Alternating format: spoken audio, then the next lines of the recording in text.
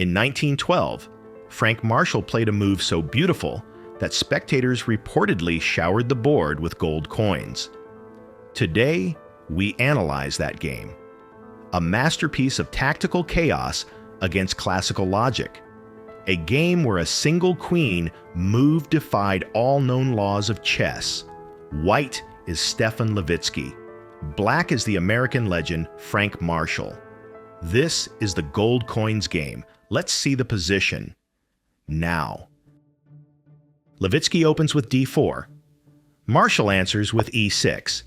Levitsky pushes e4. Marshall strikes back with d5. We have the French defense. Usually, this opening is a bunker. Solid, cramped, slow.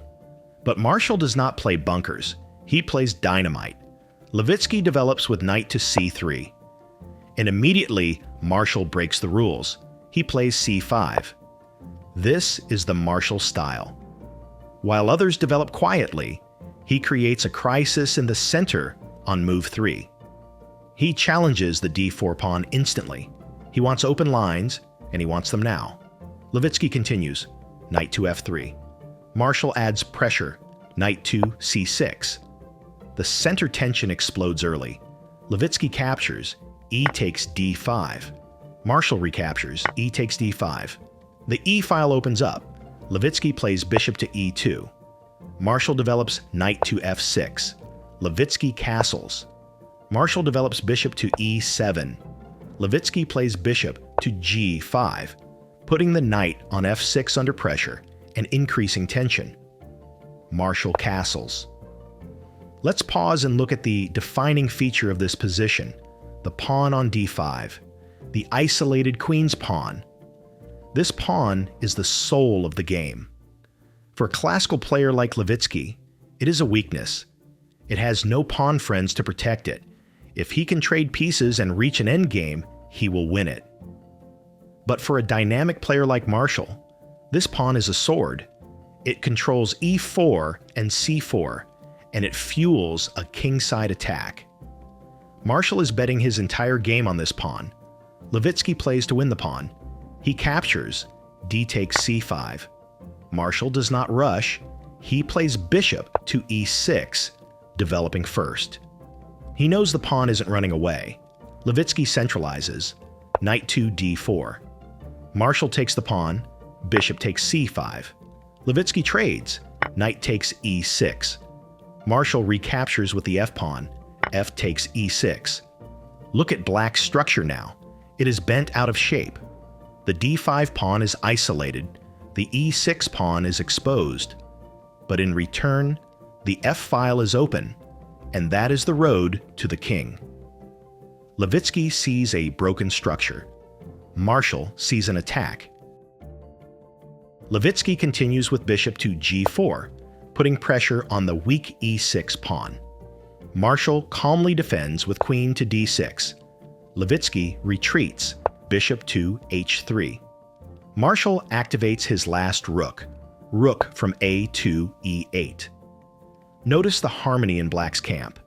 Every single piece is active. Every piece is aiming at the center or the king. This is the lesson of the Romantic era. Activity is more valuable than structure. Levitsky connects rooks with queen to d2. Marshall plays bishop to b4, pinning the knight to the queen. This is annoying for white.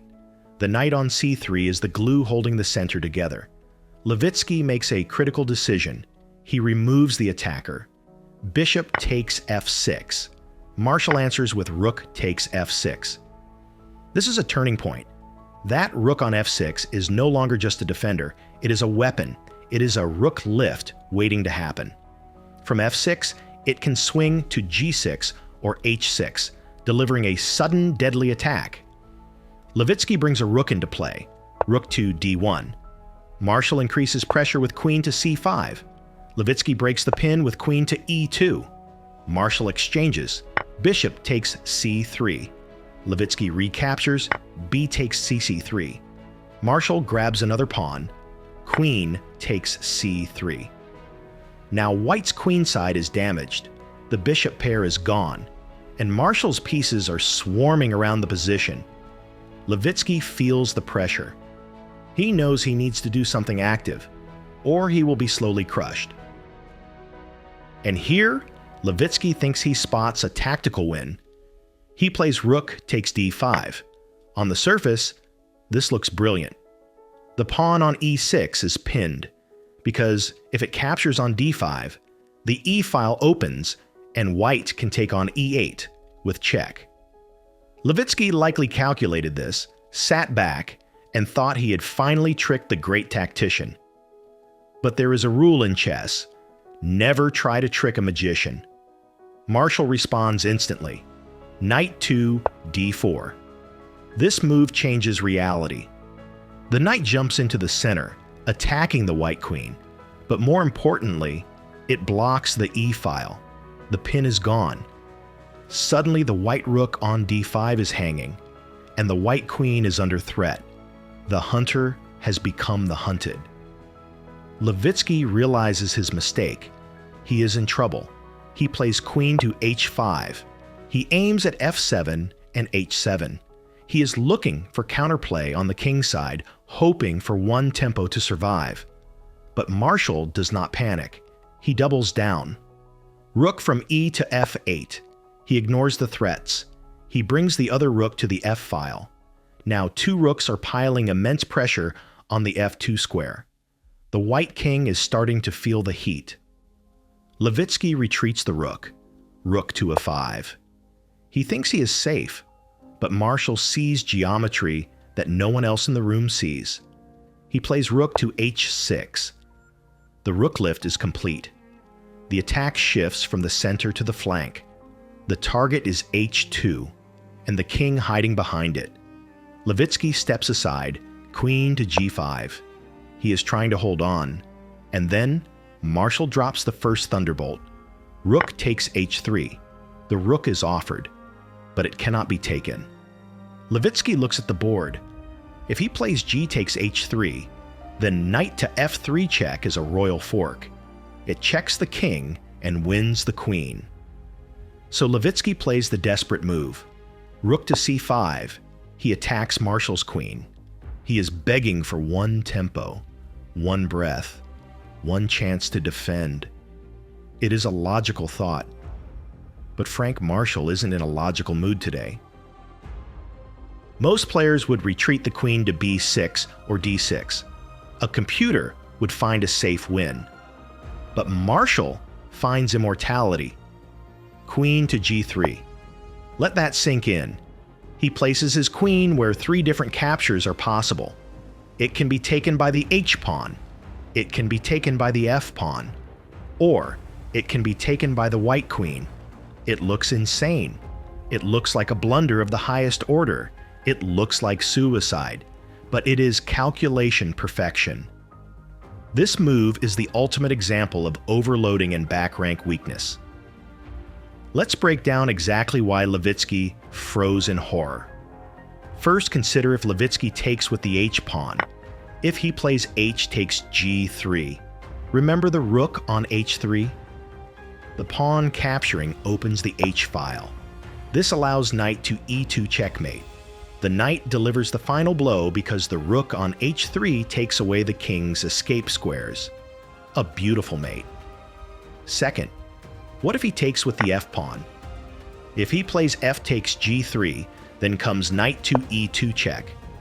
The king is forced into the corner, king to h1. And now, the f-file is open for the rook on f8. Rook takes f1 is checkmate on the back rank. Another forced mate. And third, if the queen takes on g3, Marshall still wins. Knight to e2 comes with check. The king is forced to h1, and then the knight takes g3 with check. White cannot even recapture, because the rook on h3 would open the h-file with check. Black emerges with a winning endgame. Every capture loses. Every road leads to ruin. Levitsky is not choosing a move. He is choosing a way to die. The queen on g3 is untouchable. She stands there like a ghost, mocking every white piece on the board.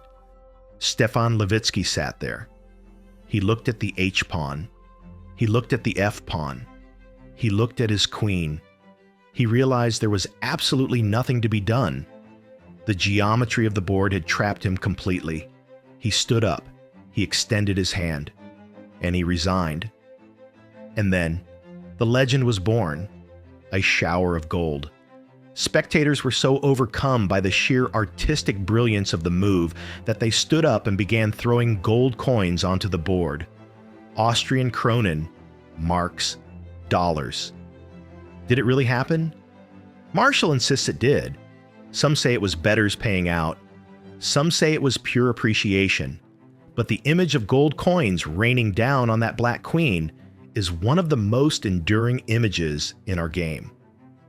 Frank Marshall played chess for another 30 years. He was the U.S. champion for 27 years. He faced legends like Lasker, Capablanca, and Alekhine.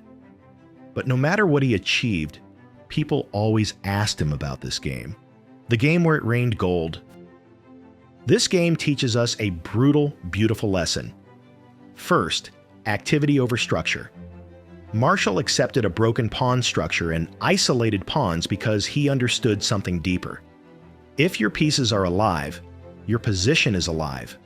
And second, always look for the impossible move. We are trained to keep our queens safe. We are trained to avoid hanging pieces. But sometimes, the move that looks wrong is the only one that is right. The gold coins move is not just a tactic. It is a statement. It is proof that chess is not just math. It is art. Thanks for watching. Analyze your games, trust your intuition, and maybe one day you will play a move that brings the house down. This is Kingside Chess. See you in the next video.